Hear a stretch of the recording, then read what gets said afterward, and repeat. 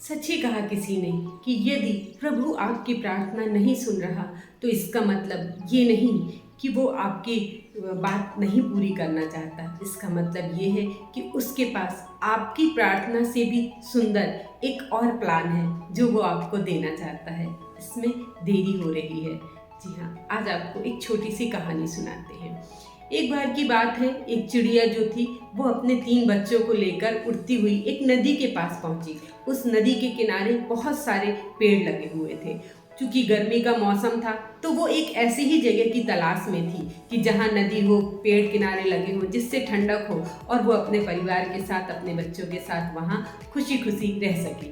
वो जाके एक पेड़ के पास पहुंची और उसने, जो कि नदी के जस्ट किनारे ही था, काफ़ी बड़ा था, उसने उस पेड़ से कहा, मैं यहाँ पे अपना घोंसला बना लूँ, मैं और मेरे बच्चे इसमें रहेंगे। लेकिन पेड़ ने बड़े ही कठोर स्वर में उससे कहा, नहीं, तुम यहाँ घोंसला नहीं बना सकती, तुम जाओ। अब चूंकि पेड़ ने उसे इजाज़त नहीं दी थी, उसे कुछ समझ में नहीं आया, लेकिन वो बड़े दुखी मन से वहाँ अपने तीनों बच्चों को लेके उड़ी और दूसरी तरफ जाने लगी।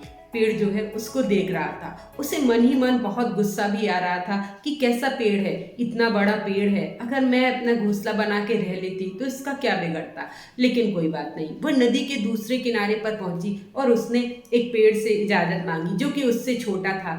लेकिन उसने कहा कि क्या मैं यहाँ घोंसला बना सकती हूँ। पेड़ ने कहा, हाँ हाँ, तुम यहाँ अपना घोंसला बना लो और रहो। उसने घोंसला बनाया और रहने लगा। गर्मियों के बाद बरसात का मौसम आया। इस वर्ष इतनी बारिश हुई कि नदी में भयंकर बाढ़ आ गई और नदी किनारे जो पेड़ थे वो बहने लगे। और उसने उस पेड़ पे बैठे बैठे देखा, वो पेड़ भी जिसने उससे सबसे पहले जाके अपना घोंसला बनाने की इजाज़त मांगी थी, वो पेड़ भी टूट के नदी में बह निकला।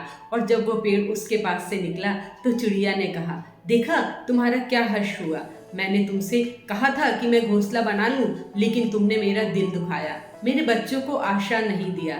तब पेड़ ने उससे मुस्करा कर कहा, बोले, बहन, मैं जानता था कि मेरी जड़ें कमज़ोर हो चुकी हैं और इस वर्ष बहुत ज़्यादा बारिश होने वाली है, तो मैं सोच रहा था अगर तुम घोंसला बना लेती तो तुम्हारे बच्चे हमारी जगह सुरक्षित नहीं रह पाते, इसलिए मैंने तुम्हें मना कर दिया। जी हाँ, बात तो बहुत छोटी सी थी, लेकिन बहुत बड़ी बात कह गई।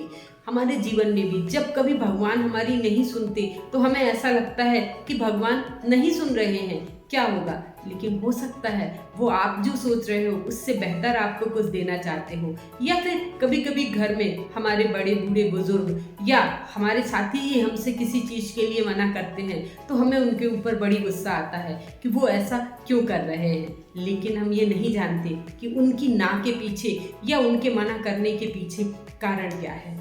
जी हाँ, छोटी छोटी सी कहानियाँ हैं, लेकिन हमारे जीवन में एक बड़ा बदलाव ला सकती हैं। और अंत में मैं आपसे फिर इतना कहना चाहूँगी, सुबह उठते ही अपने जीवन में एक छोटा सा लक्ष्य निर्धारित करिए और शाम तक, जब तक आप अपने लक्ष्य को प्राप्त न कर लें, अपनी जी जान लगा दीजिए। आप देखेंगे कि आपका जीवन बदलने लगा।